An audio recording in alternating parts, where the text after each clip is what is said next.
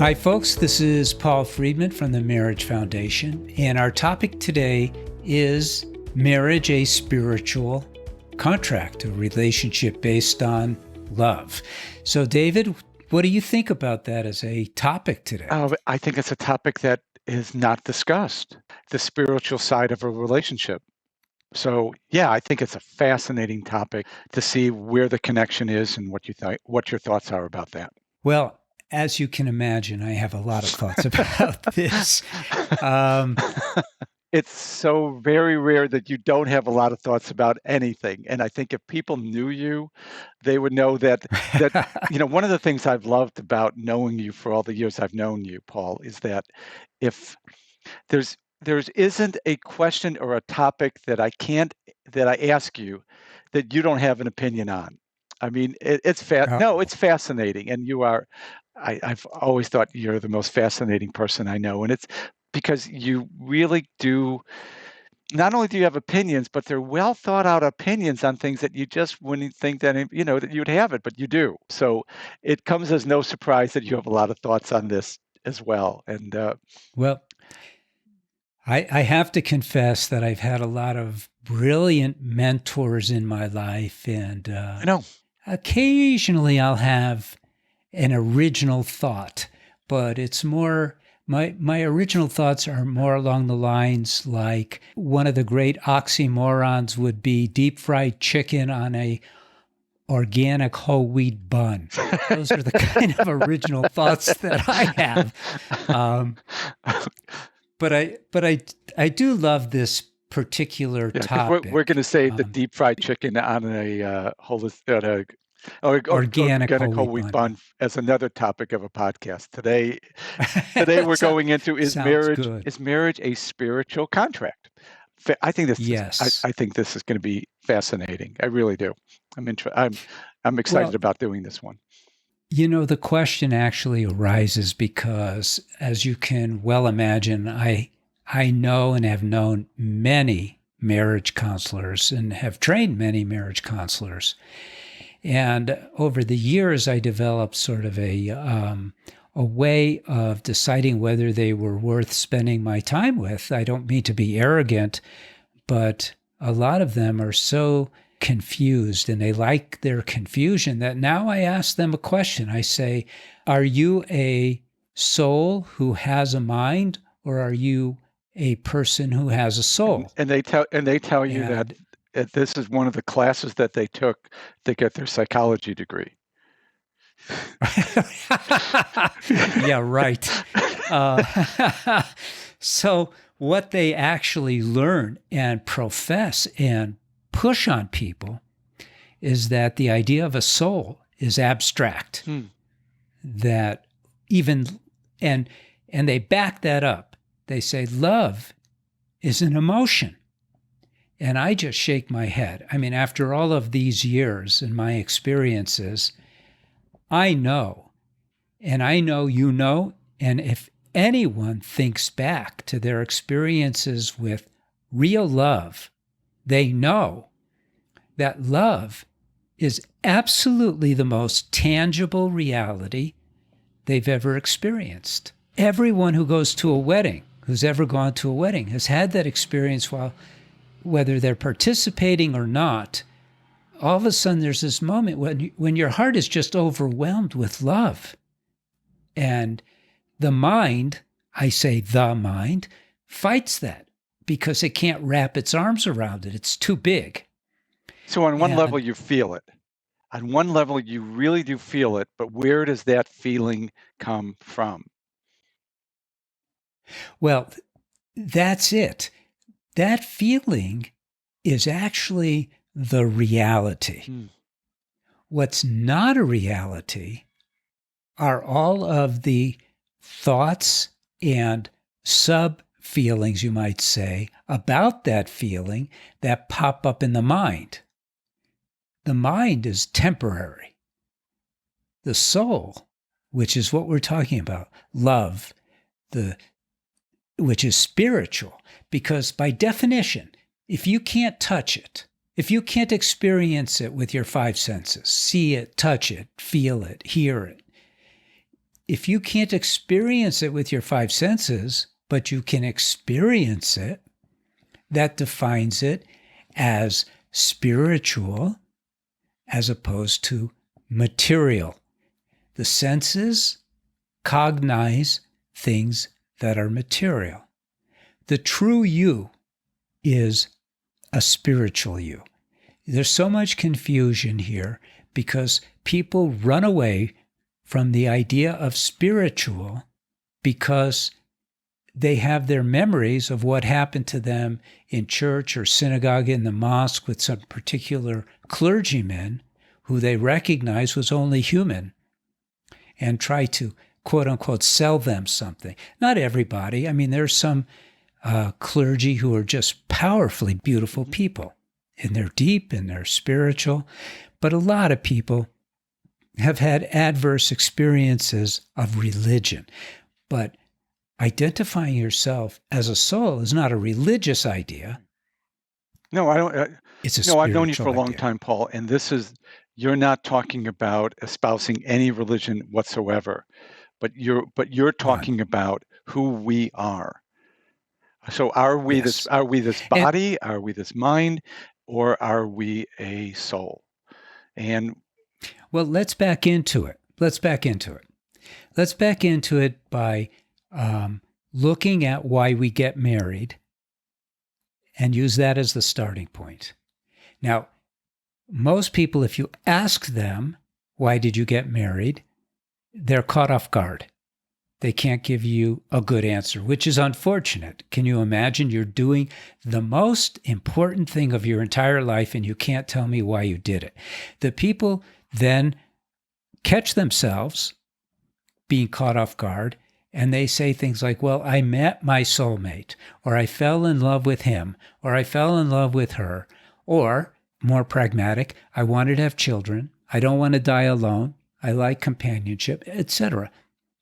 But none of those are really the answer of why we get married. There's a real deep answer. Now, the shallower side of the deep answer, if you're following me, it's a two-sided coin. And the shallower side is that we want to be happy. And you're going, well, what's shallow about that? And granted, in the context of how most people think about marriage, that's not shallow at all. We want to be happy. That's why we get married. And it's doable. You should be wanting to be happy. You should be wanting to be happier every single day of your lives. And you should have that expectation that marriage is going to deliver it. Now, it's unreasonable to have that expectation if you don't learn how to drive your marriage, so to speak, how to work your marriage, because it's not a ride at a theme park. You can't just expect it to deliver happiness if you just wait for it to come. You have to know how to do that. But much deeper than desiring happiness, because happiness, as you know, can be fleeting. Let's say you want a brand new Mercedes and you get it. After a while, it's not going to make you happy anymore. It's fleeting. It's temporary happiness because it's based on a fulfillment that is material. And our material side, well, think about your body.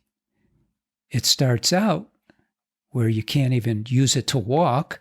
Then finally you get to use it effectively. You could play sports, run, jump, and then it starts getting older, starts deteriorating, and then it's gone.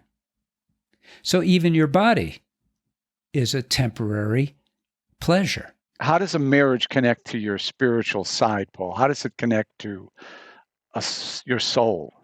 Good question. So you don't have a soul. Let's clear this up. You do not have a soul. And I'm not the devil saying that. I didn't steal your soul. In fact, you are a soul. You don't have one, you are one. But you're in a body. You have this, but think of your body as a garment that when it gets old and worn out, you leave it behind. and you go get another one. You also have a mind, and the mind has different levels, and you take most of your mind with you, but the part of your mind that is interactive with this creation, that you leave behind too. You leave all your worries behind. Of course, when you put a new garment on, you come right back into the world and you have to pick up where you left off. And that you that discards one bodily garment and picks up another, that is who you are. You're the soul. And what that soul is, and I can speak to this, frankly, because I started searching for this answer in 1972. And I know through meditation that when my body is still, when my mind is still, I am. Even in the scripture, I think it's I don't remember if it's in the New Testament or the Old Testament, there's a passage that says, "Be still and know that I am God." And that's what that's talking about. And there's also another passage that says, "If thine eye be single, thy whole body shall be filled with light." So that's who you are. Well, you think, well, I started thinking about this last night, Paul, and I thought, for whatever reason, the topic came up and into my head, and I started thinking, we're on this planet for pretty much at best about 100 years. But we know that just scientifically that the universe has been around for billions of years. And if we feel that our life, there was a purpose to life and there's a place that we're going to go to beyond this, the body is a very short, we have a very short usage of this body and this mind. That's so right. What we're left with is our soul, because the body doesn't come with us. The mind, No. I don't know how the mind comes with you, but your soul does. So how do you connect that to the way you live your life and the way that you are in your marriage? So to me, this is very cool. When you really break down what's going on in the world, we know that the world is brutal. I mean, everyone says, "Oh, I have this great friend, da da da da da," and then I have many friends. I only have a few friends, but the friends I have I can trust, and da da da da. But the truth is, you're here pretty much on your own. Most of the world, in reality, is treacherous. In fact, it's almost shocking that they call this world Earth. They should call it treachery. I get it, Paul, that what we're given is not an easy thing. Even the people No. that look like they have the easiest time in the world because they're born into wealth struggle, because you read about them committing suicide and all the other things that they struggle with. I'm not going to say that nobody has an easy life, and I'm not even saying that life can't be good, because it absolutely can be. But we're not put into a place where we're just given this free ride, just enjoy it. You're not in a playground. This is a this It's a tough road. This world we're put into to deal with things, and Yes. we're all dealing with things, obviously, to different levels. Now, here's the good news. And I think this is why I got into helping people with their marriages, because this part of it is so cool that it's mind-boggling. The one thing that all of us should be doing while we are here is striving for the ultimate succor, which is unconditional love. We should all want that more than anything else. If Now, someone is holds that a in one, spiritual thing, Paul? I think it's a human Okay. thing. I think it's the human So condition you don't think that that the soul is what that's what the soul wants us to achieve while we're here? that is what the soul is. The soul is love, but we can't experience it because of all of the filters that the mind puts on us. So we lose our sense of enjoyment of creation because we're caught up in making sure we have enough food, making sure we have proper housing, making sure we're not getting sick next week, and all of these really mundane So it's almost like things. So we so it's almost lose. like a complex test that we're put into here with life of Some people see it as a test. I, I, I used to also see it as a test. And after meditating almost 50 years, I no longer see it as a test. Now, that doesn't mean it's not going to become one again in the future, but what we all want is the same thing, and that is the joy of connection to love.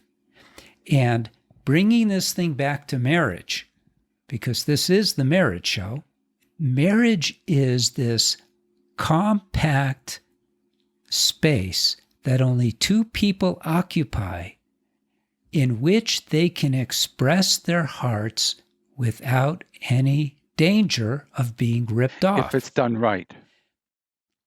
when you know how to do it. That's right. And the big shame of it is that people don't know that. And that's why we did the marriage. I got to put in a plug for the Marriage Foundation, David. Give Sure. me a second here. So I started the Marriage Foundation. I used to be a divorce mediator, and I was unhappy with seeing all these people getting a divorce who really shouldn't have gotten a divorce. And so I started looking into this marriage business, you might say, not as a business, but marriage, what's it all about? And I made some discoveries, and I started helping people with their marriages. And a fellow divorce mediator said, Paul, here's $1,000. Start a foundation. We got to get the word out. And I said, okay. I started, gave him back his $1,000, of course. And we have been producing enough material for people to really, really change their lives, change their marriages, And improve yeah, their lives, Paul. I think that's the key here from my perspective of your program.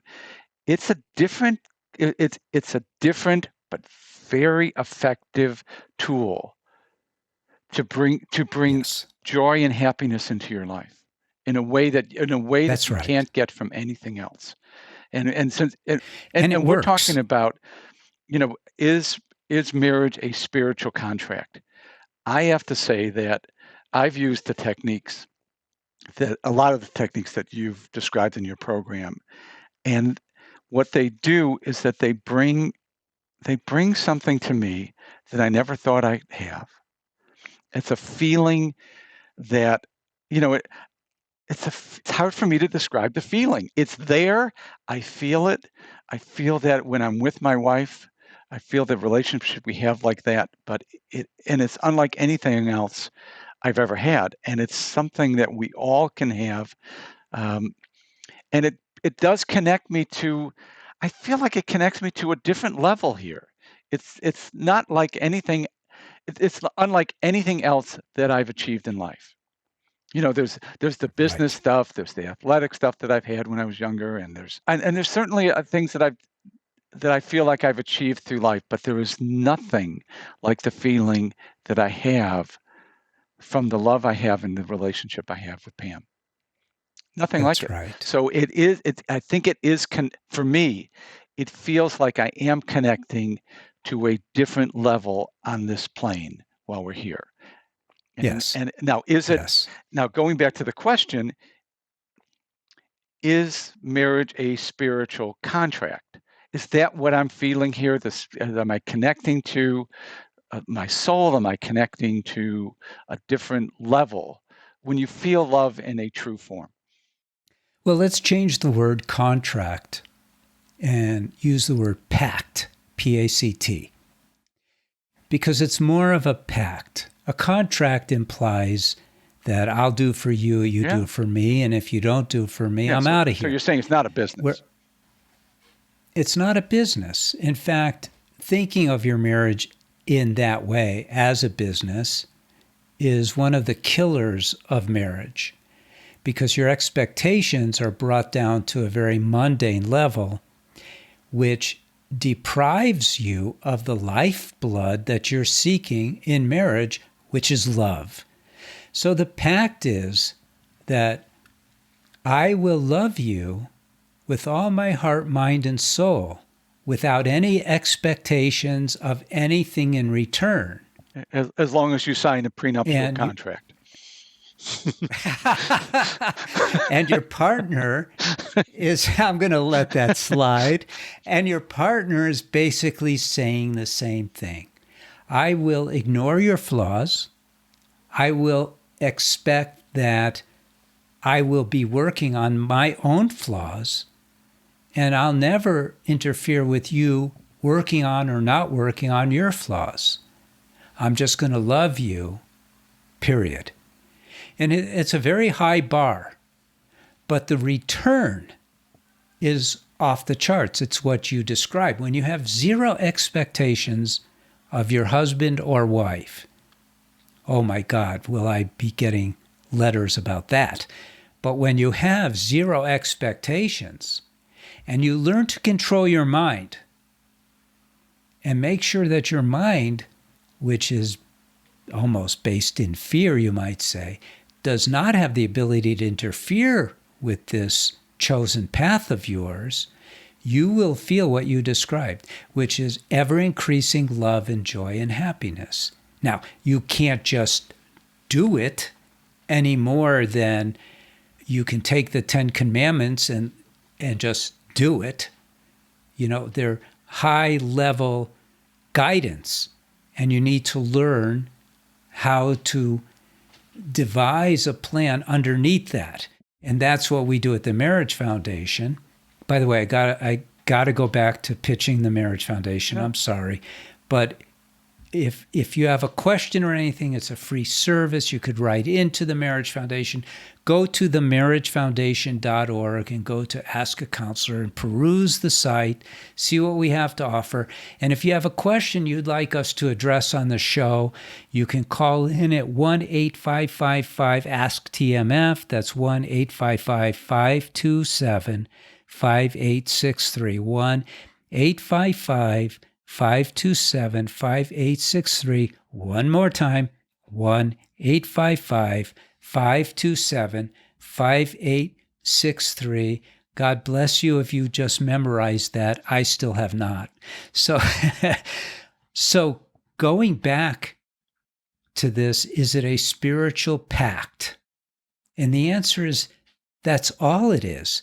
The other stuff, like how we interact, you can learn all that stuff, and you should, how to communicate in a positive way. You know, the psychologists today, the therapists, they espouse learning how to argue. That's insane. Why would you ever argue with someone who you love unconditionally? And people will say to me, well, but what if my husband says this or my wife says that, or does this or does that? And the answer is very simple. So what? It isn't going to kill you. It's no big deal. Well, raise yourself up and love your partner. Give your partner unconditional love. Don't worry about what they said. Don't worry about what they do. If it was a mistake, they'll either discover it on their own or it won't.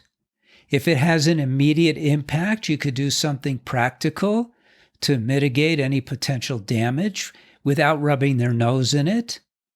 You treat them with the utmost respect, utmost love that comes from a desire to express only love to them.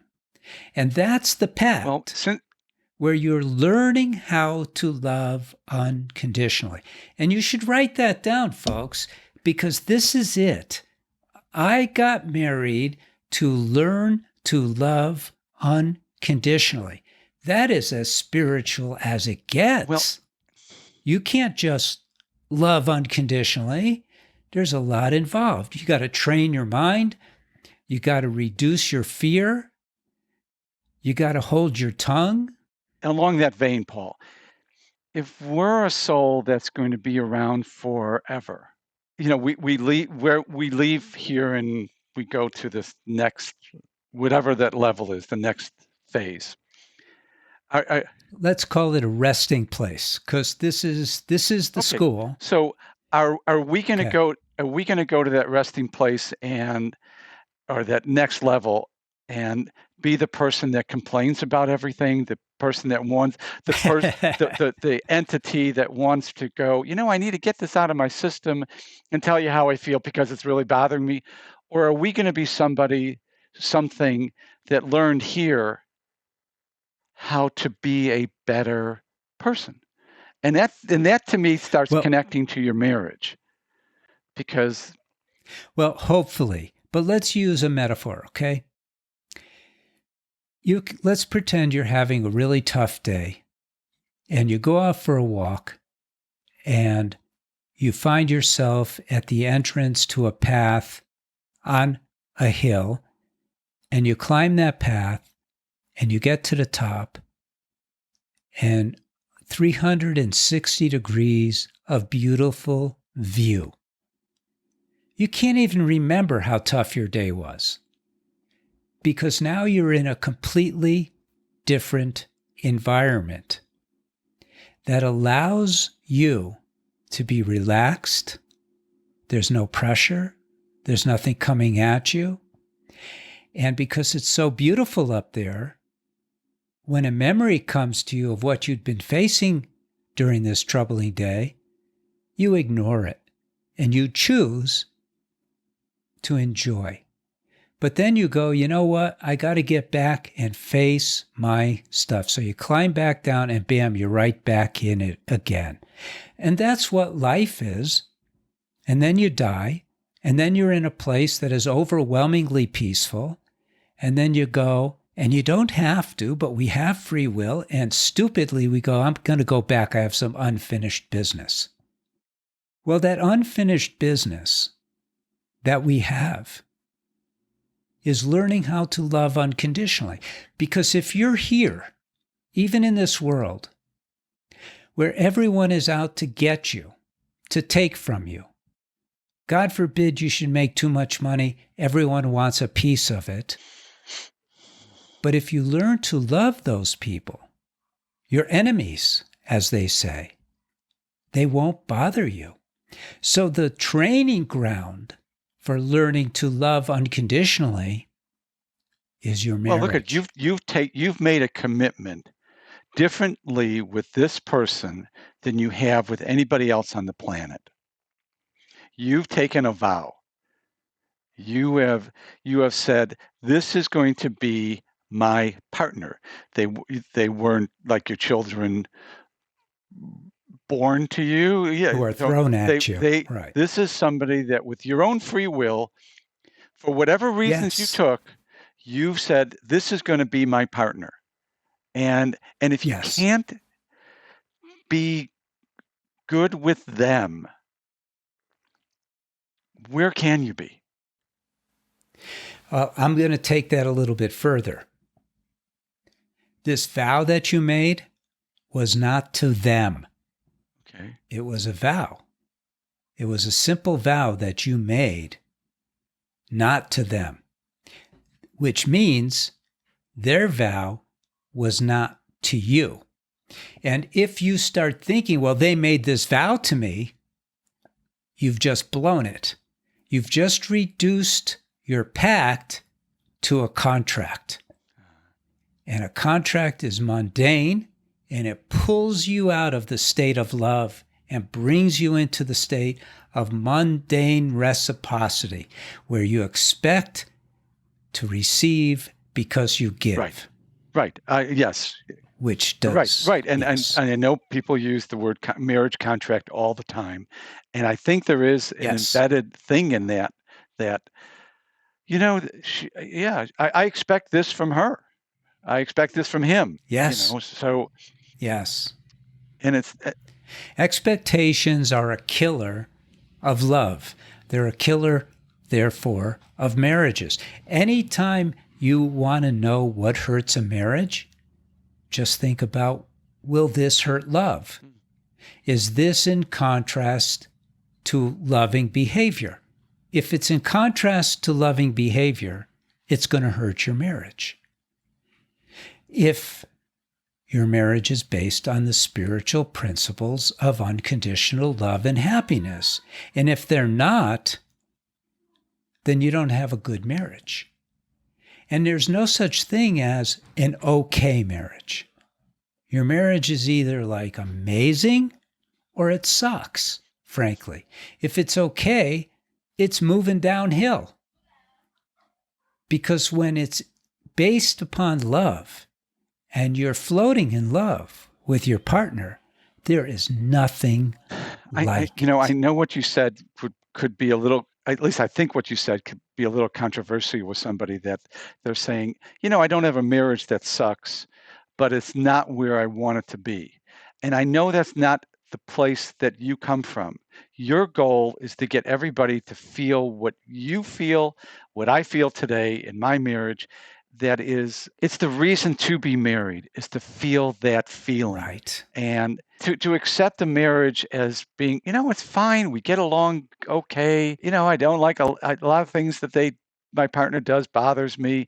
And I just put up with everything. And I'm just going through the motions in it.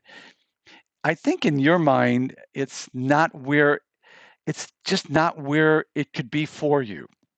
And if It's, and no, if you're not going at to do all. this, get that feeling.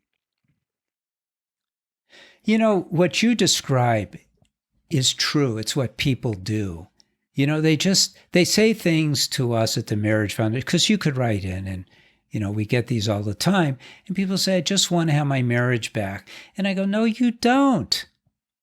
Our counselors go, no, you don't. You have an opportunity sitting right in front of you. So imagine this.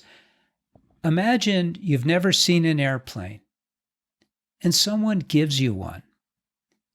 And it's a beautiful airplane, spacious, private jet, but you're not familiar with what an airplane can do. So you go in this airplane and you go, well, it's okay. It's a little tight in here, but I guess we could live in here.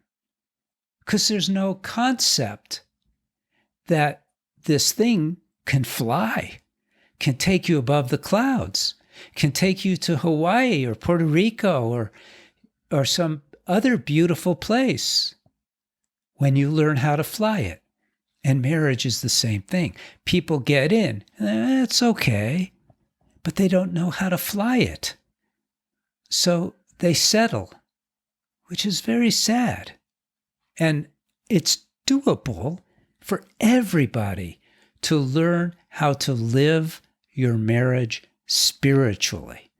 Everyone can do it. And it's not a question of laziness.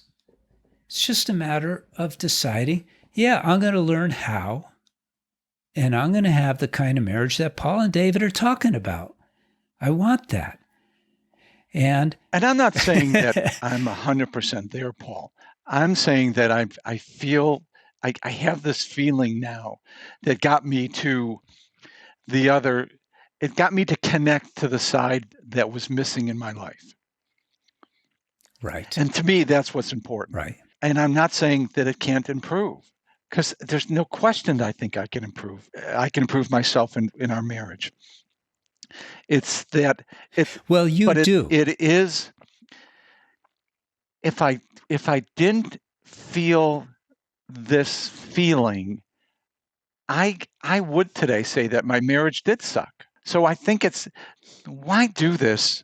Why go through the motions in a marriage when it is there for you to have this feeling? Because it is amazing. Right. So what you're saying to people, if you come to the Marriage Foundation, if you use the techniques you're talking about, what you're trying to do is to get people to have that feeling, get them to where That's right. they can experience real love. Because just to come, That's right. you can come into the Marriage Foundation to improve your marriage. Great. If that's all you really want to do is get it to the point where it's improved and I could tolerate it, and it's better than the horrible stuff that I had, that's fine. And if that's your goal, because you will get that. You will get that. But since you're on the road, why not just go for it? Why not go That's to right. have this incredible feeling that you can't get anywhere else on this planet? A real That's connection right. to your soul, a real connection to love.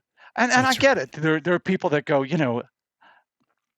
I'm going from horrible, I'm going to unlivable to, okay, I've used these techniques and now my relationship is livable. And maybe I just need to keep this livable while I have children, while we have children, and I don't want to put them through a divorce and all the other stuff that could happen. Maybe that's your goal, and that's fine. You're going to get that from what you're talking about. But while you're there, why not take the next step? Why not take the next step Well, and keep it going so that you do connect to a feeling of love, and you can do that on your own. You don't need your spouse to be 100% along with you to get there. You can get there yourself with what your program provides. right. In effect, marriage is an individual spiritual path that two people do together.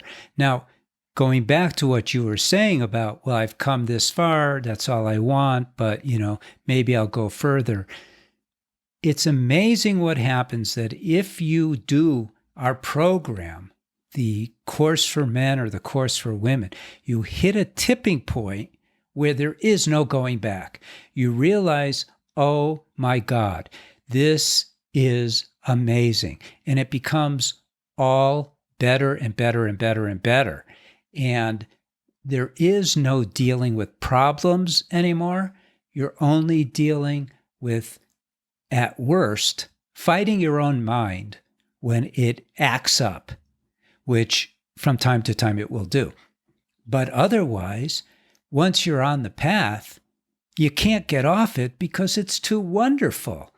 It's the most intoxicating thing you can do.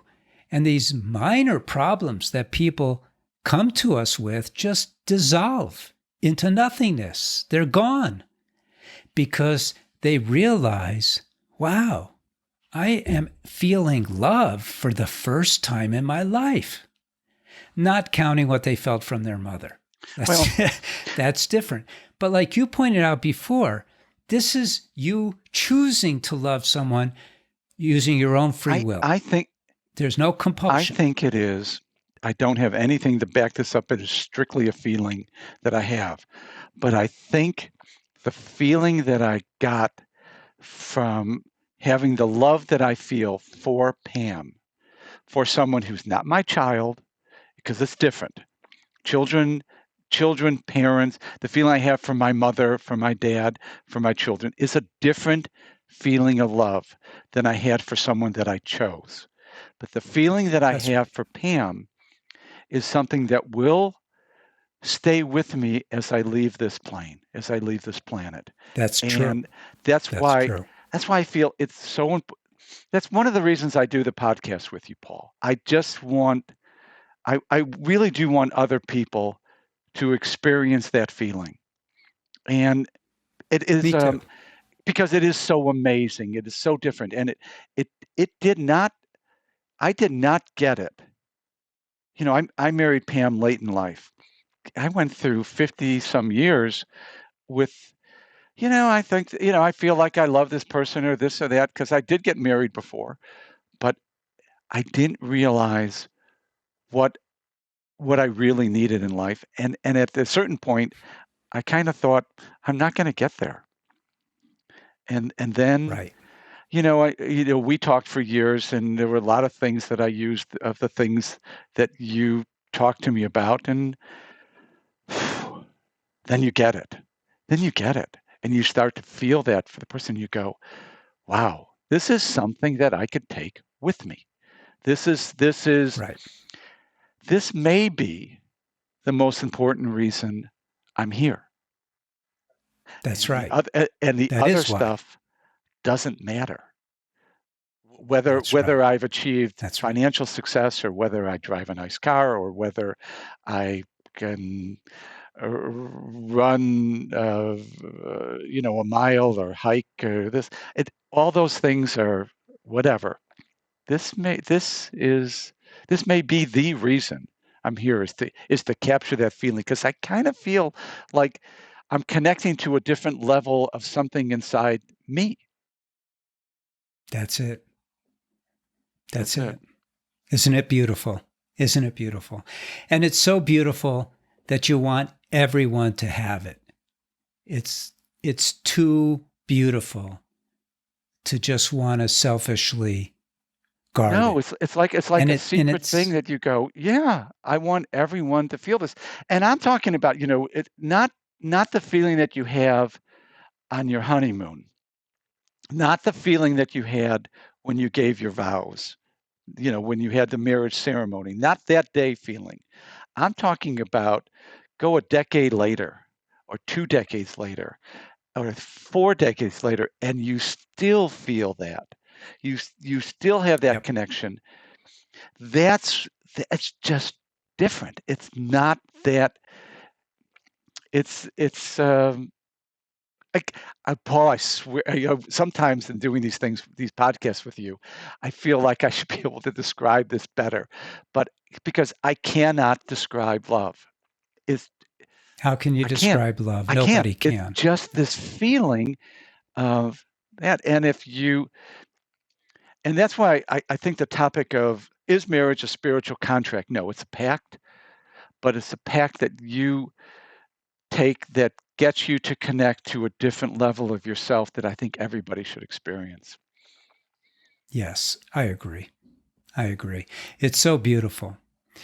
David, we're running into that old father time thing. I think this has been a wonderful podcast, and I invite people to call in with their own questions. Again, 1 855 527 5863, 1 855 527 5863. One more time, 1 855 527 5863. Go to themarriagefoundation.org, see what we have to offer.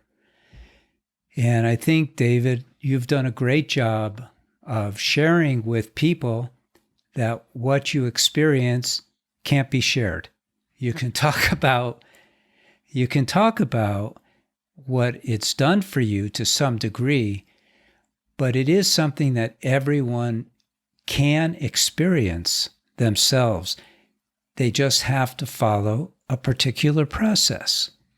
And that's the beautiful thing about this whole thing at the Marriage Foundation. We're able to show people mechanically how to achieve something that is as unmechanical as is imaginable, which is love. You can have it. It's already there.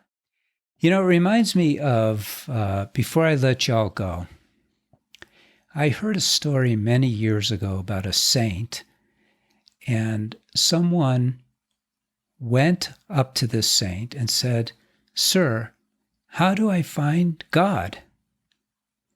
And the saint laughed. And the seeker said, "Why are you laughing?" He says, "Well, you're like a fish in the river asking where the water is." And so, because God is. And in fact, one of the great expressions about God is all in the universe. And people should understand that an actual synonym for God is love, capital L, love. Not the I love my car, I love this dress, but that love that you've been trying to describe, that feeling that is so much bigger than everything else that you have that is material, that everything material is a speck on the sun in comparison. Love is that great. And every person can experience it. And the shortcut to experience it is their marriage and learning how to live their marriage the right way. That's a great way to end this, Paul. All right, then I'll say thank you for joining us, David and folks, and hopefully we'll see you or talk to you next time. God bless and take care.